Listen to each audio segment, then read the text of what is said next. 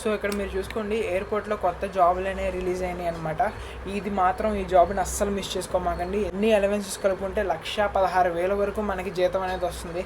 కాబట్టి ఈ ఆపర్చునిటీని అస్సలు మిస్ చేసుకోమాకండి. నేను ఈ జాబ్ డీటెయిల్స్ గురించి వీడియోలో చెప్తాను, ఎలా అప్లై చేయాలి, ఏ విధంగా ఉంటాయి, ఎలిజిబిలిటీ ఏంటని చెప్పి. కాబట్టి వీడియోని లాస్ట్ వరకు చూడండి. సో ఇప్పుడు మనం నోటిఫికేషన్ డీటెయిల్స్కి వెళ్తే ఇక్కడ ఓపెనింగ్ ఆఫ్ ఆన్లైన్ అప్లికేషన్ అనేది ఆగస్ట్ 8నే స్టార్ట్ అయిందనమాట. మళ్ళీ ఈ లాస్ట్ డేట్ వచ్చేసరికి 7th సెప్టెంబర్ వరకు ఉంది.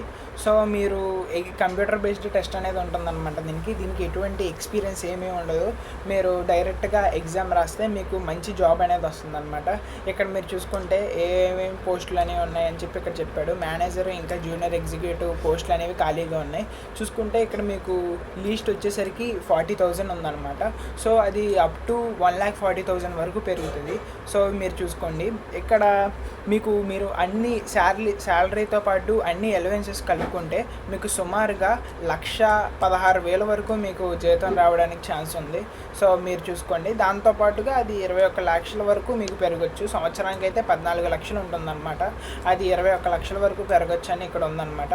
సో మీరు ఇక్కడ చూసుకుంటే అన్ని అలవెన్సెస్ కలుపుకుంటే మీకు నెలకు వచ్చేసరికి 1,16,000 ఉంటుంది. దాంతోపాటు మీకు మెడికల్ బెనిఫిట్స్, ఇంకా సోషల్ సెక్యూరిటీ స్కీమ్స్, ఇంకా గ్రాడ్యుయేటీ, సో ఇవన్నీ ఉన్నాయన్నమాట. చూడండి, ఇక్కడ ఎలిజిబిలిటీ చూసుకుంటే జస్ట్ ఇండియన్ నేషనలిస్ట్ అయితే సరిపోతుంది అనమాట. సో ఇక్కడ ఇంపార్టెంట్ ఇన్స్ట్రక్షన్స్లో చూసుకుంటే మీరు జస్ట్ ఎలిజిబిలిటీ ఇండియన్ నేషనలిస్ట్ అయితే సరిపోతుంది అనమాట. సో ఇక్కడ మీరు చూసుకుంటే ఇంపార్టెంట్ ఇన్స్ట్రక్షన్స్ చూడండి, జస్ట్ ఇండియన్ నేషనలిస్ట్ అయితే సరిపోతుంది అనమాట ఎలిజిబిలిటీ. సో దాంతోపాటుగా ఇక్కడ ఏజ్, క్వాలిఫికేషన్, ఎక్స్పీరియన్స్ ఇవేమీ ఉండవు. సో ఎక్స్పీరియన్స్ అనేది అవసరం లేదు. ఏజ్, క్వాలిఫికేషన్, ఇంకా అదర్ క్రైటీరియాస్ అవన్నీ ఉంటాయి అన్నమాట. మీరు ఇవన్నీ చూసుకోండి.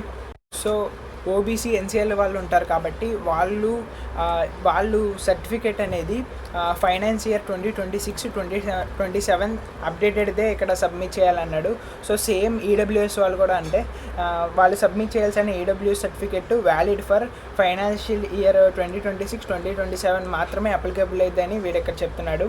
మళ్ళీ ఇక్కడ చూసుకోండి, ఎస్సీ ఎస్టీ సర్టిఫికేట్ అనేది మీరు 7th సెప్టెంబర్ 2026 బిఫోరే సబ్మిట్ చేయాలి అన్నారు. సో ఇది కూడా చూడండి, ఎస్సీ ఎస్టీ వాళ్ళు ఉంటే సేమ్ పీడబ్ల్యూడీ వాళ్ళకి కూడా వాళ్ళ సర్టిఫికేట్ ఉంటుంది కదా, అది కూడా 7th సెప్టెంబర్ లోపలే అప్లై చేయాలని చెప్పి ఇక్కడ క్లియర్గా ఇక్కడ గైడ్లైన్స్ మెన్షన్ చేశారు.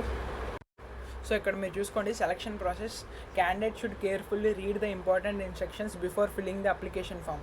సో మీరు ఎటువంటి మిస్లీడ్ ఇన్ఫర్మేషన్స్ అనేవి ఇందులో మీరు ఫిల్ చేయమాకండి అప్లికేషన్లో. సో మీరు డిస్క్వాలిఫై అవ్వడానికి ఛాన్స్ ఉంటుంది. ఇది ఫుల్లీ కంప్యూటర్ బేస్డ్ టెస్ట్ అనమాట. సో మీకు సిలబస్ అనేది వీళ్ళు ఈ టైం కల్లా వాళ్ళ అఫీషియల్ వెబ్సైట్లో పెడతారు. సో దాన్ని బట్టి మీరు చూడండి. సో ఇందులో ఇంకొక ఇంపార్టెంట్ గుడ్ న్యూస్ ఏంటంటే దీనికి ఎటువంటి నెగిటివ్ మార్కింగ్ ఉండదు. సో కాబట్టి మీరు ఈ ఎగ్జామ్కి జాగ్రత్తగా ప్రిపేర్ అయ్యి మీరు సెలెక్ట్ అవుతారని నేను అనుకుంటున్నాను. సో మళ్ళీ మీకు ఎగ్జామ్ అయిపోయిన తర్వాత మీరు షార్ట్ లిస్ట్ అయిన తర్వాత మీకు కాల్ లెటర్ వస్తుంది అనమాట. అప్పుడు మీరు డాక్యుమెంట్ వెరిఫికేషన్ కోసం మీకు ఇంటర్వ్యూ ఉంటుంది. ఇంటర్వ్యూ తర్వాత మీరు ఒరిజినల్ సర్టిఫికేట్స్ని వెరిఫై చేయించుకోవాలి. మళ్ళీ ప్రూఫ్ ఆఫ్ ఐడెంటిటీ ఇవన్నీ తీసుకురావాలి. మళ్ళీ ఇక్కడ అన్నారు ఫోటో కాపీస్ అని, సో అవి కూడా తీసుకురావాలన్నమాట. ఎటువంటి మిస్ మ్యాచ్ ఇన్ఫర్మేషన్ అనేది డాక్యుమెంట్స్లో ఉండకూడదు. ఒకవేళ ఉంటే మిమ్మల్ని రిజెక్ట్ చేయడానికి ఛాన్స్ ఉంటుంది. సో అది చూసుకోండి. నో అబ్జెక్షన్ సర్టిఫికేట్ని కూడా మీరు ప్రొవైడ్ చేయాలి మీరు ఎప్పుడైతే షార్ట్ లిస్ట్ అయిన తర్వాత వెరిఫికేషన్కి రమ్మంటారో.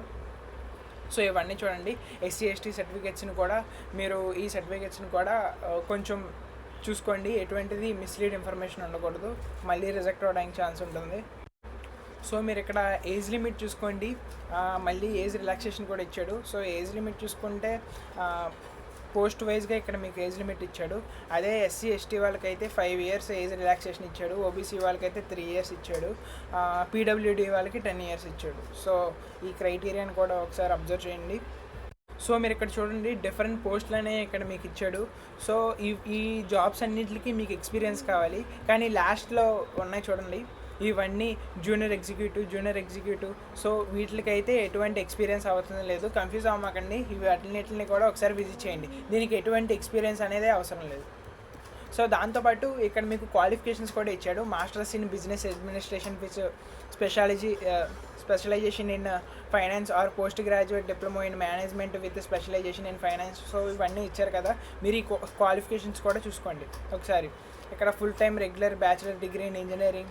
సో వీటికైతే ఎటువంటి ఎక్స్పీరియన్స్ అవసరం లేదు, జస్ట్ మీరు ఎగ్జామ్ రాస్తే చాలు ఈ క్వాలిఫై అవ్వడానికి ఛాన్స్ ఉంటుంది. సో మిగతా ఇవి పైన 11 పోస్టులు అనేవి వాటికైతే ఎక్స్పీరియన్స్ కావాలి. ఈ 4 పోస్టులకైతే మీకు ఎటువంటి ఎక్స్పీరియన్స్ అవసరం లేదు. టోటల్గా మీరు వేకెన్సీస్ చూసుకుంటే సుమారుగా 389 వేకెన్సీస్ ఉన్నాయన్నమాట. ఇక్కడ మీరు చూసుకోండి, పోస్ట్కి వచ్చేసరికి ఒక్కొక్క కేటగిరీలో ఎన్నెన్ని పోస్టులు ఉన్నాయని చెప్పి ఇటు సపరేట్గా సాగ్రిగేట్ చేసి చెప్పాడు. సో ఇవన్నీ మీరు చూడండి అనమాట. మొత్తం 389 పోస్టులు ఉన్నాయి. కాబట్టి మీరు ప్రతి ఒక్కరు ఈ ఆపర్చునిటీని అస్సలు మిస్ చేసుకోమాకండి. జాబ్ రావడానికి ఛాన్స్ ఉన్న వాళ్ళు ప్రతి ఒక్కరు అప్లై చేయండి, ఎలిజిబిలిటీ ఉన్నవాళ్ళు. సో ప్రతి ఒక్కటి చూడండి.